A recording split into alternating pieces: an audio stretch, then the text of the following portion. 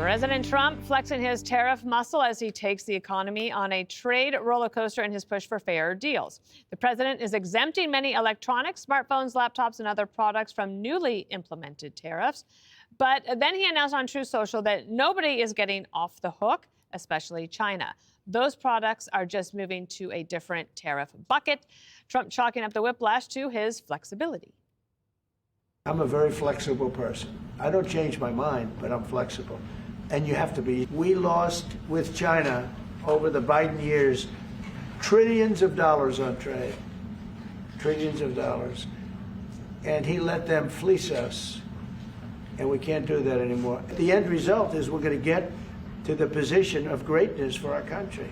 We're the greatest economic power in the world if we're smart. If we're not smart, we're going to hurt our country very badly. Last week, it was 75 countries wanting to come to the tariff negotiating table, and now the White House is upping that number.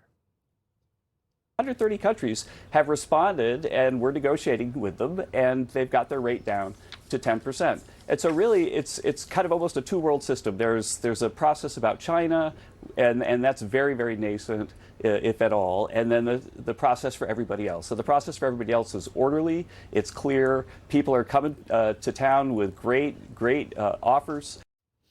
Meanwhile, United Auto Workers Union President Shawn Fain, who campaigned with Kamala Harris last year, well, he is backing up Trump's tariffs as a way to bring jobs back to America. Watch.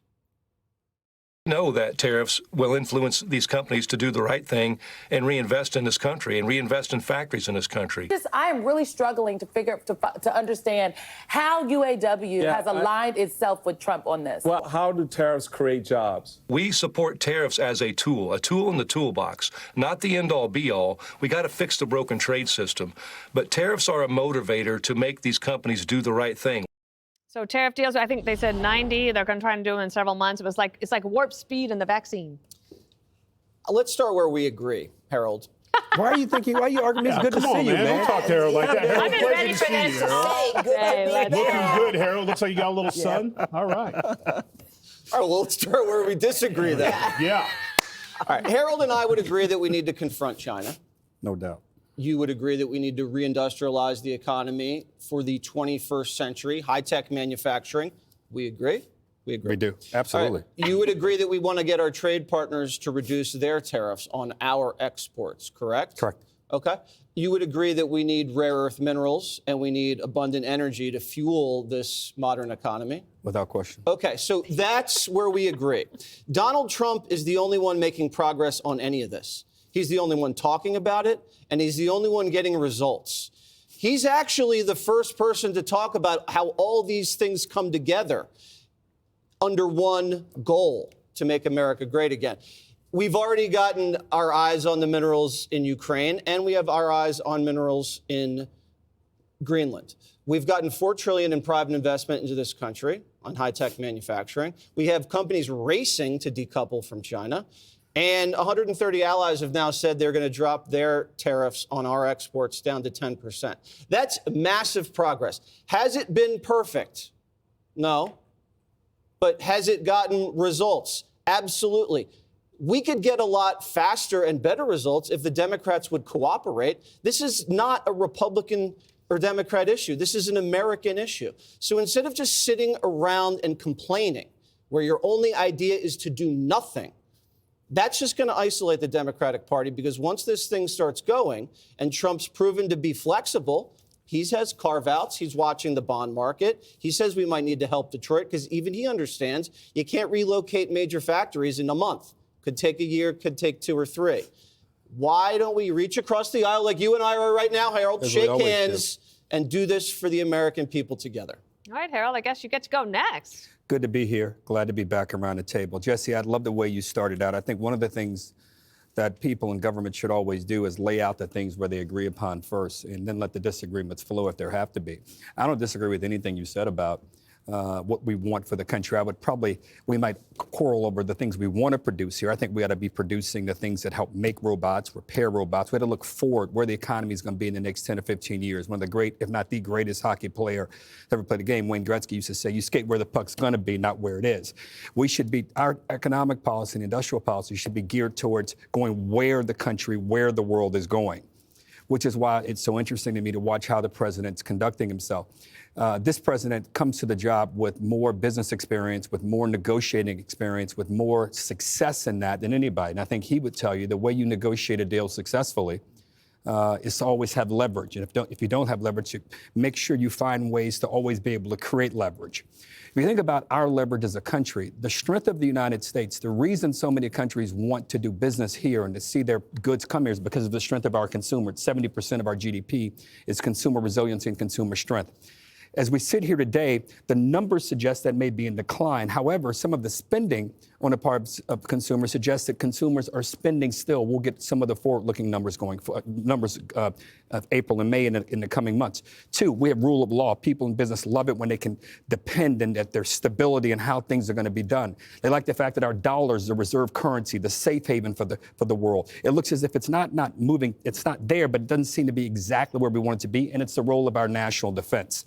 I think as you look at today, I think the question we all have to answer, and I think those watching have to answer, more importantly, the president, and it's not Democrats and Republicans in Congress. This is the president doing all the negotiating himself.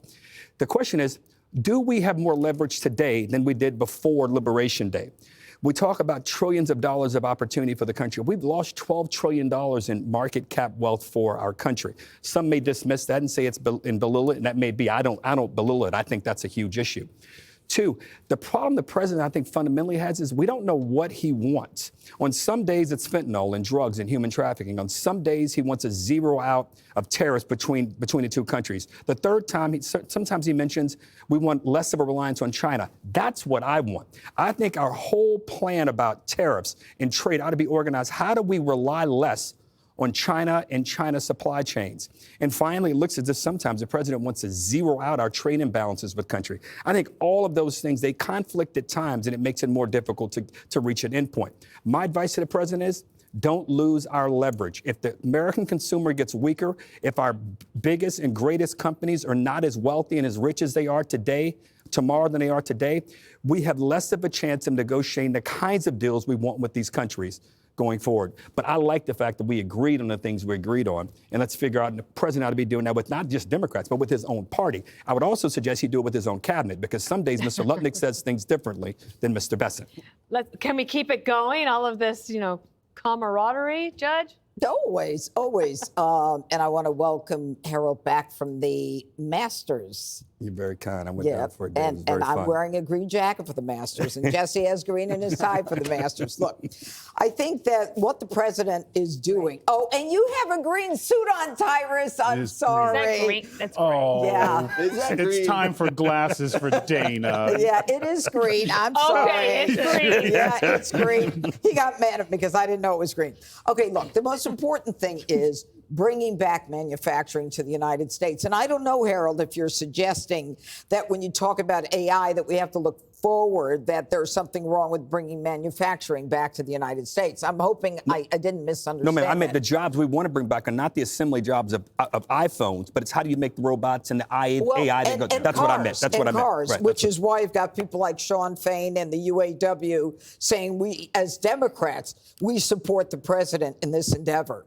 And you know what? The president can have a multifaceted motivation here. He wants to get rid of fentanyl. He wants to make sure that we stop the killing of innocent Americans because China is sending the precursor to fentanyl to Mexico, where they're stamping it and selling it into the United States. And he can also have a motivation of less reliance on China, which, as we saw during COVID, was I don't want to have to rely on China for masks or for medication. I want medicines in this country being made here. So So the idea that, you're not sure what his motivation is, there's a whole panoply of motivations as to why we need to get everything back to the United States so we can maintain an independence. And by the way, we are the greatest economic power in the world. We are the greatest consumer base in the world. And I know that we lost some money, but we're going to get that money back. I don't think there's any question about it.